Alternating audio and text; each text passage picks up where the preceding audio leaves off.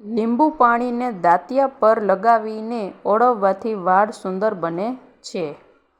પેટનો gas મટાડવા માટે સૂકો ફુદીનો ખાવો. પેટનો ગેસ બહાર નીકળી જશે. રોજ સવારે ખાલી પેટે તળેલું કે મસાલેદાર ખાવાનું ટાળવું જોઈએ, નહીં તો શરીરમાં અનેક રોગો થઈ શકે છે. ચા ઉપર પાણી ન પીવું જોઈએ, તેનાથી શરીરને ઘણા નુકસાન થાય છે. કોબીના પાન સલાડમાં ચાવવાથી પેશાબમાં ફાયદો થાય છે. સવારે દહીં ખાવાથી લોહી બને છે. જેમના માથા પર વાળ ઓછા હોય તેમણે રાત્રે સૂતા પહેલાં ચણાની દાળનું પાણી માથા પર લગાવવું જોઈએ. તેનાથી વાળ ધીરે ધીરે વધશે. સ્નાન કરતા પહેલાં વાળમાં તેલ લગાવવાથી વાળના મૂળ મજબૂત થાય છે.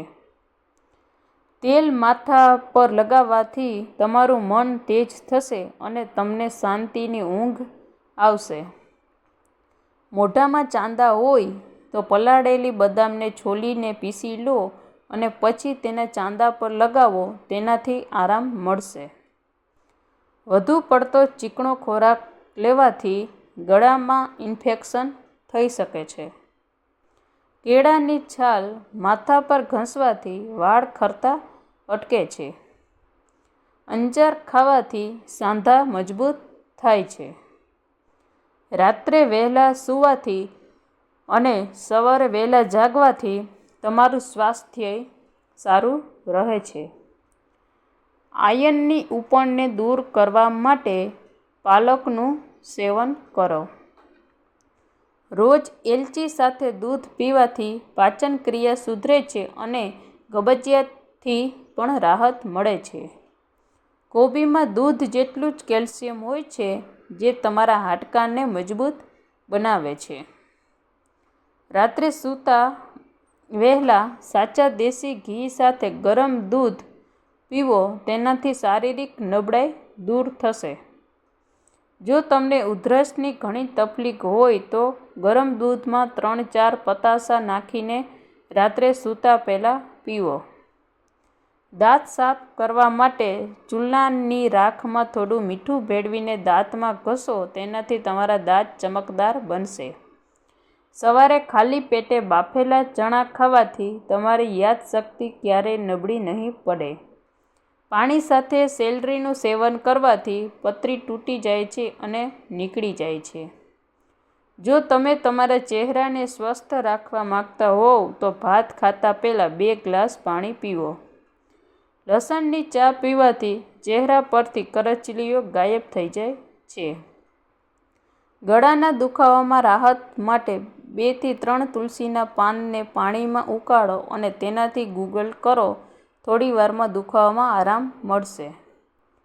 ડુંગળીના થોડા ટુકડા કાપીને રૂમમાં રાખવાથી શરદી નાકમાં અટકતી નથી. દરરોજ સવારે ખાલી પેટે ઊંધું લટકવાથી ઊંચાઈ વધવા લાગે છે. ગોળનું સેવન કરવાથી શુગરની સમસ્યા થતી નથી. ઘોર આદુનો એક નાનો ટુકડો ચાવવાથી જલ્દી બીમારી થતી નથી. જો તમારા હોઠ કાળા થઈ ગયા હોય તો રાત્રે સૂતા પહેલાં હોઠ પર દહીંની મલાઈ લગાવો. તેનાથી તમારા હોઠ લાલ અને મુલાયમ બનશે. રોજ ડુંગળી ખાવાથી શરીરમાં તાજું લોહી બને છે. રોજ સવારે તાજા ટમેટાં ખાવાથી વાળ જલ્દી સફેદ થતા નથી. નાસ્તામાં એલચી ખાવાથી શ્વાસની તકલીફ મટે છે.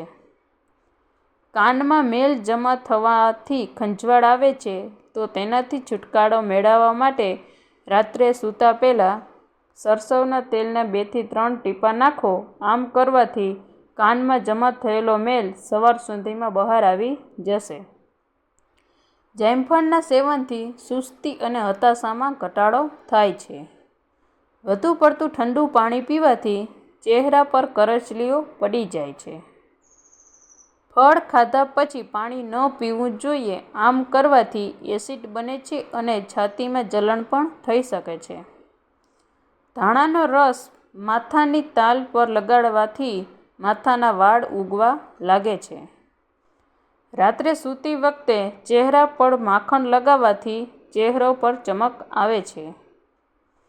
જો બદામ ખાતી વખતે મોંમાં કડવી બદામ આવી જાય તો તમારે તેને ન ખાવી જોઈએ. તે સ્વાસ્થ્ય માટે સારી નથી.